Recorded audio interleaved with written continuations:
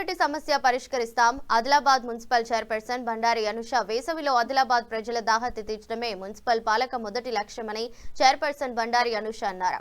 బుధవారం లాండ్ సాంగే pump house ను సందర్శించారు. ఇక్కడి 500 kV ట్రాన్స్ఫార్మర్ కాలిపోవడంతో 2 రోజులుగా నీటి సరఫరా నిలిచిపోయిందన్నారు. దాని యుద్ధ ప్రాతిపదికన రిపేర్ చేయించిన ఆయిల్ లీక్ కావడంతో పనిచేయడం లేదన్నారు. ఏర్పడిన అసౌకర్యానికి ప్రజలు సహకరించాలని సాయంత్రం వరకు సమస్యను పరిష్కరిస్తామన్నారు. ఆదిలాబాద్ లో సిటీ నీటి సమస్య కొరత కొత్తగా వచ్చింది కాదని గత కొన్ని సంవత్సరాలుగా ఉందన్నారు. అయినా తన హయాంలో నీటి సమస్య రాకుండా చర్యలు చేపడతామన్నారు. నీటి సమస్య విషయాన్ని జిల్లాకు వచ్చిన ఇన్ఛార్జి మంత్రి జూపల్లి కృష్ణారావు దృష్టికి కూడా తీసుకెళ్లి తగిన నిధుల కోసం వినతి పత్రం ఇచ్చినట్లు తెలిపారు. పట్టణ ప్రజలు కూడా పరిస్థితిని అర్థం చేసుకోవాలని కోరారు. నీటిని వృధా చేయవద్దని సూచించారు. పొదుపుగా వాడుకోవాలని, ఉపయోగం తర్వాత నల్లా కట్టేయాలన్నారు. అలాగే విడిచిపెడితే నీరు వృధాగా పోతుందని తెలిపారు. కార్యక్రమంలో కౌన్సిలర్లు సాయి చరణ్ గౌడ్, ఇజ్జగిరి సంజయ్, మాజీ కౌన్సిలర్ బండారి సతీష్ ఉన్నారు. ఏదైతే నీటి సమస్య గురించి ఈరోజు లాండ్ సాంగి వద్ద ఉన్న పంప్ హౌస్ దగ్గరికి రావడం జరిగింది. ఇక్కడ ట్రాన్స్ఫారం నిన్న కాలిపోయింది కాబట్టి దాన్ని మళ్ళీ రిపేర్ చేయించినాము. రిపేర్ చేసిన తర్వాత కూడా దాంట్లో ఉన్న ఆయిల్ లీక్ అవ్వడం జరిగింది. దానివల్ల నిన్న వాటర్ సప్లై 2 days నుంచి రావడం బంద్ ఉంది. కాబట్టి మేము ఇప్పుడు దగ్గరుండి మేము ఈ పనులు జరుగుతున్నాయా లేదా అని పర్యవేక్షణలో చూసి ఆ పని మొత్తం అయ్యే వరకు ఇక్కడనే ఉండి, అలాగే ఈరోజు ఈవినింగ్ వరకు ఈ వర్క్ కంప్లీట్ అవుతుంది. ఇది ఎందుకంటే చిన్న ట్రాన్స్ఫారం కాదు, 500 kV ఉంది కాబట్టి కొంచెం టైం ప్రాసెస్ పడుతుంది. కాబట్టి 4 తర్వాత వాటర్ వచ్చే అవకాశం ఉంది. కొంచెం ప్రజలు కూడా నీటిని వృధా చేయకుండా ఎక్కడైతే మీరు ట్యాప్ ఆన్ ఉంటుందో మీ అవసరానికి మించిన తర్వాత మీరు ట్యాప్ దాన్ని కట్టేసి ఉంచినట్టయితే ఎవరికైతే ప్రజలకు వేరే వాళ్ళకి అవసరం ఉంటుందో వాళ్ళకి యూజ్ అయ్యే అవకాశం ఉంటుంది.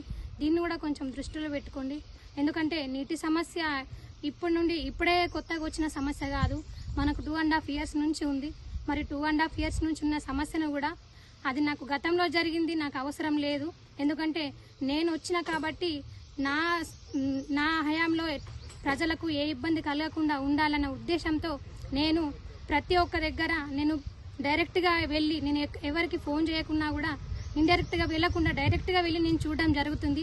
ఎందుకంటే నేను వెళ్ళి అక్కడ సమస్య నా దృష్టికి నేను తీసుకొని వచ్చి నేను చూస్తేనే కదా ఆ సమస్య క్లియర్ అయిందో క్లియర్ కాలేదో నాకు తెలుస్తుంది, అలాగే ప్రజలకు కూడా తెలుస్తుంది. కాబట్టి నేను దగ్గరుండి దీన్ని పర్యవేక్షించి ఇది క్లియర్ అయిన తర్వాతనే వెళ్ళాలని ఆలోచన దృష్టిలో పెట్టుకున్న తర్వాత ఇంకో వాటర్ సమస్య ఏదైతే ఉందో దీని గురించి కూడా మనకి ఎక్కడ మావల నుండి కానీ ఈ లాండ్ సాంగ్ నుంచి కానీ అలాగే మనకు నిర్మల్ నుండి వచ్చి మిషన్ భగీరథ కూడా వాటర్ గురించి మన ఆదిలాబాద్ పట్టణానికి కావాల్సిన వాటర్ రావట్లేదు. ఏవైతే ఇవి 3 ఉన్నాయో ఇవి మనకు సరిపోయేంత వాటర్ వస్తలేదు. కావాల్సినవి మనకేమో 30 mld ఉంటే మన పట్టణ జనాభాకు మనకు వచ్చేది మాత్రం 16 to 70 mld వస్తుంది. అంటే మనకు 50% వాటరే వస్తున్నది.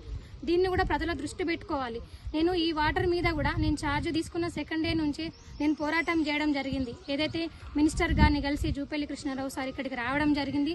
మన అదృష్టవశాత్తు ఆయనకు కూడా ఒకటి నేను వినతి పత్రం ఇవ్వడం జరిగింది. సార్ మరి మా ఆదిలాబాద్లో వాటర్ లేవు సార్, సరిపోవట్లేదు సార్, మరి ప్రజలు అల్లాడుతున్నారు సార్, ఎందుకంటే ఇప్పుడు వచ్చేది సమ్మర్ సార్, నీటి ఎద్దడి చాలా పెరిగిపోయిందని ఒక దృష్టిలో పెట్టుకొని సార్కి చెప్పడం జరిగితే సార్ కూడా అమ్మ నేను సానుకూలంగా స్పందించారు, అమ్మ నేను చూస్తానమ్మా అని. అదే కాకుండా మొన్న ఏదైతే 99 ప్రణాళిక ప్రకారం మన ఆదిలాబాద్ ఇన్ఛార్జిగా వచ్చిన మినిస్టర్ మళ్ళీ జూపల్లి కృష్ణారావు సార్ మళ్ళీ రావడం జరిగింది. మళ్ళీ కూడా ఆయనకి నేను వినతి పత్రం ఇవ్వడం జరిగింది. సార్ మళ్ళీ ఇంకోసారి సార్, ఎందుకంటే మా సమస్య అంత తీవ్రంగా ఉంది కాబట్టి నేను తెలియజేస్తున్నానని నేను దగ్గరుండి సార్కి మళ్ళీ కలిసి మన